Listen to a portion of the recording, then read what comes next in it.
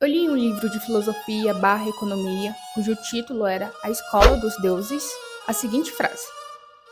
O Dreamer, que era o guia do personagem principal, falou para ele: deixe de buscar a verdade fora e comece a encontrar as mentiras dentro. É meio absurdo perceber que as coisas, tudo que existe, de certa forma, tá dentro da nossa cabeça. E o que eu mais venho percebendo nessa jornada de autoconhecimento, acho que o que eu mais desenvolvi como um todo foi um olhar profundo. Quando eu comecei a meditar, pensando, eu vou investigar o eu, os meus indicadores eram algum sentimento que eu tinha, algum sentimento que não passava. Então eu tava com essa tristeza que ela não passava, até que eu me cansava, né, dela estar se fazendo presente e iniciava um processo de meditação.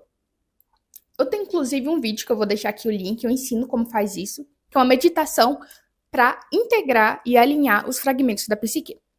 Minha mente, gente, durante esse processo meditativo, ela fazia meio que um teatro. Ela construía peças para me mostrar o porquê que eu estava com aquele sentimento.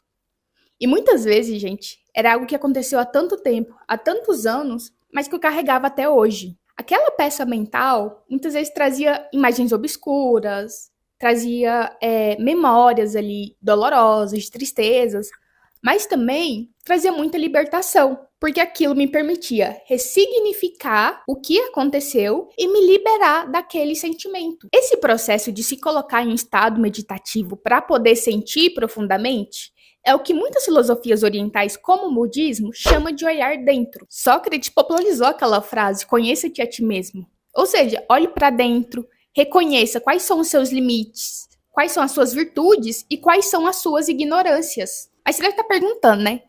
Pra que eu tenho que me conhecer? Pra se tornar uma pessoa íntegra. Ser uma pessoa íntegra é uma pessoa que não tem impecabilidade. Basicamente, aquela pessoa que ela sabe quem ela sabe onde ela quer ir, e ela não se deixa corromper pelo ambiente. Não é o ambiente que forma ela, é ela que forma o ambiente. Nessa jornada de autoconhecimento, eu tenho reparado que a minha essência, ela tem muito a ver com o que eu era quando criança. E eu percebi que eu não mudei muita coisa. Eu ainda sou uma pessoa muito observadora, curiosa, sensível. Inclusive, estava chorando por causa de um vídeo de um papagaio no Instagram. E que tem um coração muito grande, no sentido de ajudar os outros. Eu acho que diria meio altruísta. Do meu lado sombra, em geral, eu tinha uma tendência a desistir muito rápido quando algo que eu tava fazendo, eu errava ou não parecia tá bom o suficiente. Então eu deixava isso de lado. E a outra coisa era como se fosse uma preguiça de existir. Eu esperava ansiosamente que aquela profecia cristã, que você morre e descansa eternamente, se cumprisse. Eu queria deixar de existir e descansar eternamente. Mas isso é mentira, porque energia não some, ela apenas se transforma. E o espírito, ele é eterno. A morte, ela é apenas um último recurso de purificação do corpo. Um último recurso de cura. Porque quando você não consegue mais existir aqui, seu corpo cospe sua alma para fora. E encerra esse personagem que já tá doente, que já não consegue mais viver nessa realidade. O que eu quero dizer é que a sua verdade, só você vai saber ela. Eu tive uma experiência onde eu pude acessar a minha consciência. Eu pude vê-la. Na imagem, gente, era como se fosse um grande oceano. Ele tinha aquela cor azul real. Não tinha ondas assim, não, mas ondulava. E era como se fosse um azul meio brilhante, translúcido. E muito, muito profundo. Essa consciência, minha consciência, gente, ela ocupa uma outra dimensão. E é como que ela se desembocasse aqui, nesse receptáculo. É como se aqui fosse um copinho e ele está conectado com aquele oceano todo, porque aquele oceano não cabe aqui. O que a gente pode é se comunicar com aquele oceano e trocar informações. Isso me fez perceber o quão grande a gente é e pensar que existe só isso daqui. Mas a vida aqui, ela também tem o seu propósito. E é um propósito pedagógico. E na busca pra gente tentar achar um outro sentido que faça sentido pra gente, o que acabamos conseguindo é ter um repertório intelectual e adquirir também uma maturidade emocional. Tudo que a gente faz é para relembrar aquilo que a gente sempre foi. E quando a gente alcança esse estado, ou tá nesse processo, é onde a gente entende que não podemos ficar estagnado em estados negativos do ser. A gente deve sentir eles profundamente, mas não pode se demorar nele. E uma das coisas que mais causa dor no ser humano é quando um ciclo já se encerrou e ele não consegue soltar aquilo. Quando algo já ocorreu no passado e ele não consegue aceitar que aquilo ocorreu, ele não solta. E aquilo é motivo de muito sofrimento. Por isso que adquirir uma bagagem intelectual a respeito de como o mundo funciona, a respeito de como existe o mundo espiritual, que isso aqui é pequeno, traz aquela maturidade emocional. E essa maturidade emocional é aquilo que vai fazer com que você lide de uma forma não destrutiva. E outra questão que sempre me acompanhou foi essa espécie de filosofia existencialista. De eu buscar o porquê das coisas. E a gente não vai achar o porquê de tudo. Eu venho percebendo isso. Só que essa busca me levou a desenvolver uma maturidade. E eu acho que é essa maturidade emocional, intelectual, que é o que vai te trazer, de fato, aquela paz de espírito. Porque não vai ser os eventos externos que vai moldar quem você é. A gente é, sim, atravessado e muito pelas coisas que acontecem. Mas aquilo definir a nossa personalidade é algo que é escolha. A minha consciência, ela tá sempre aqui fora, assim. Não fora nesse plano. Ela tá sempre me puxando pra algo que eu não sei onde é. Porque essa consciência que tá sempre ali, ela funciona muito como uma segunda voz em qualquer coisa que eu vou fazer na vida. Por que você tá fazendo isso? Aí eu acho que é por causa de algo. Ela, não, mas e aquela outra perspectiva ali? Então ela tá sempre me fazendo com que eu pense a respeito das coisas. E claro que a gente não pode ficar só no mundo das ideias também. A gente também tem que estudar, tem que trabalhar, porque a gente tem que viver aqui de uma forma ou de outra, no mundo dos eventos. E eu quero chamar a atenção para uma coisa. Algumas coisas.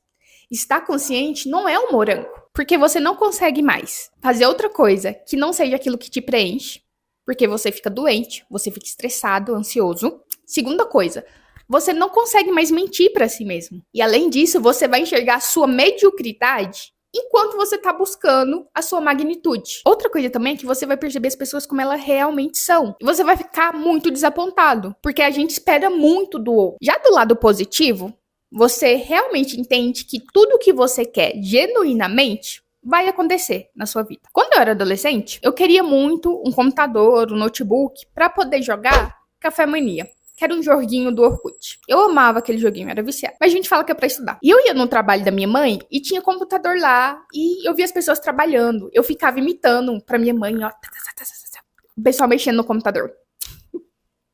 Eu não sei como, gente, porque minha mãe era uma mulher sozinha. Ela criava 6 filhos nessa época com um salário mínimo.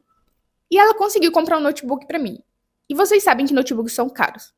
Ela me chamou, passou um tempo, ela me chamou, não, vamos lá em Goianésia, que era a cidade próxima onde eu morava, e a gente comprou esse notebook. Gente, eu sempre quis viajar pra ver o mar, conhecer outros estados.